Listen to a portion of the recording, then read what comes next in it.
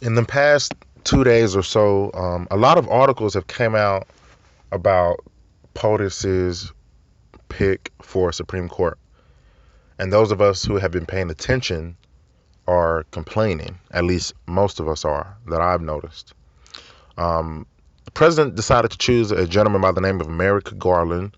He's another old white Jewish Harvard graduate, and the president chose him, and he can be considered a little lowercase left-leaning centrist. This was a smart pick, people say, to ensure an easy approval from the Senate, or if not an approval from the Senate, to make the Republicans look bad for rejecting a guy that many of them formerly endorsed and had many good words to say. Even Dallas News had a pretty, the morning news in Dallas had a pretty annoying article praising this pick and how, the president took the high road and such. But Merrick Garland, he's a little left-leaning centrist. He's just like the president, in my opinion. I think the president is a left-leaning centrist. And a part of a lot of the criticism is fair for people who support the president. They say that the Republicans, if they had it their way, they wouldn't pick a centrist, or that for this to be the president's last term, why would he be so safe? And that if he's going to be rejected anyway, then why not pick a more left-leaning liberal judge? And all the other criticisms.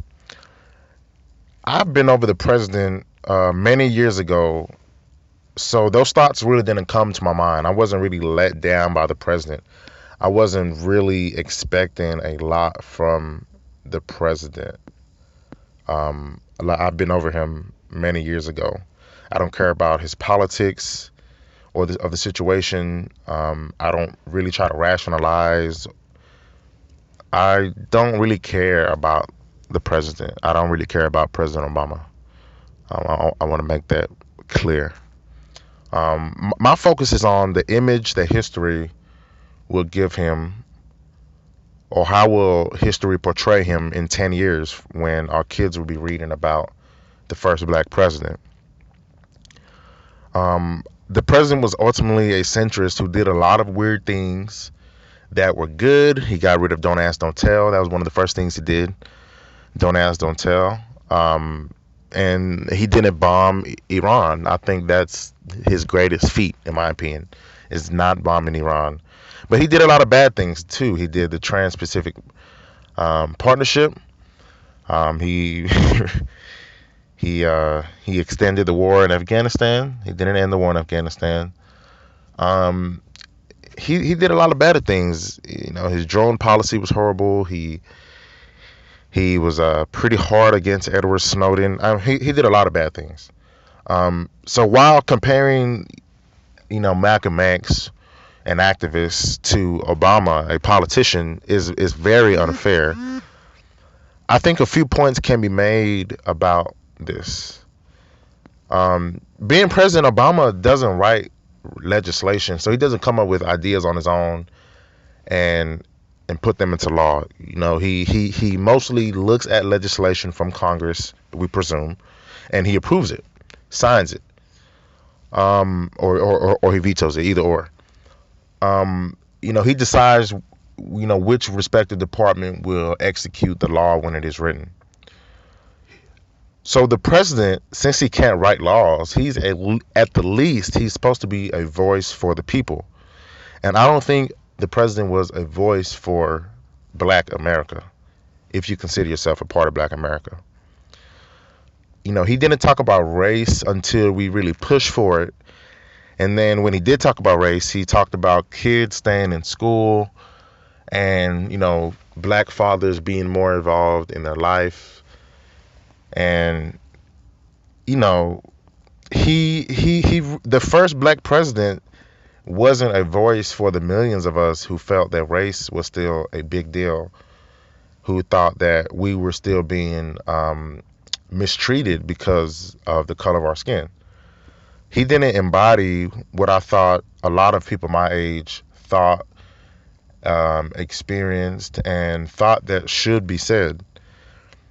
In evaluating him, I would give him a higher grade for speaking on LGBT and Latino issues.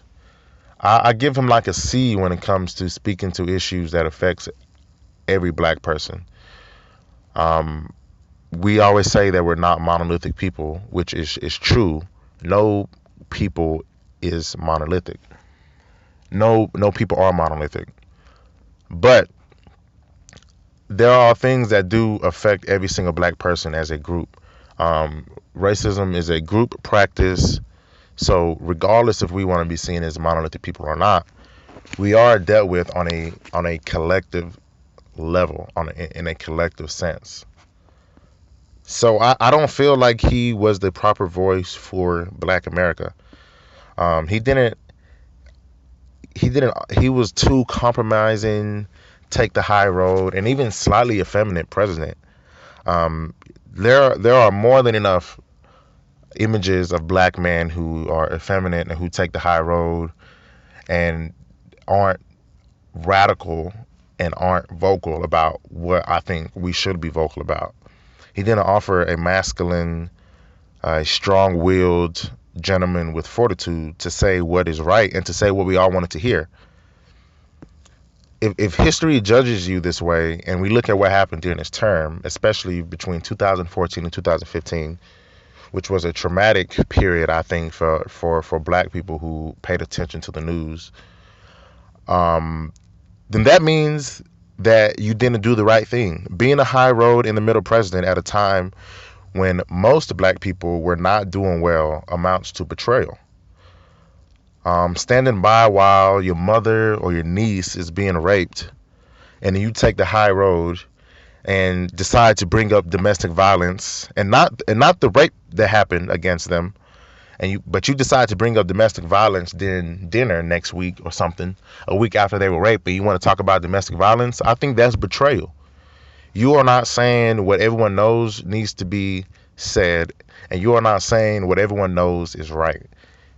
You decided to take the middle of the road to be safe and talk about domestic violence. That's what I amount the president to. There are a lot of people my age who took a deep sigh after reading about the nomination. Why did he compromise again? Everybody was thinking that. To save your disappointment, when he endorses Hillary Clinton in a few weeks, hold that sigh and recall this video from President Obama. I think it's time to move on.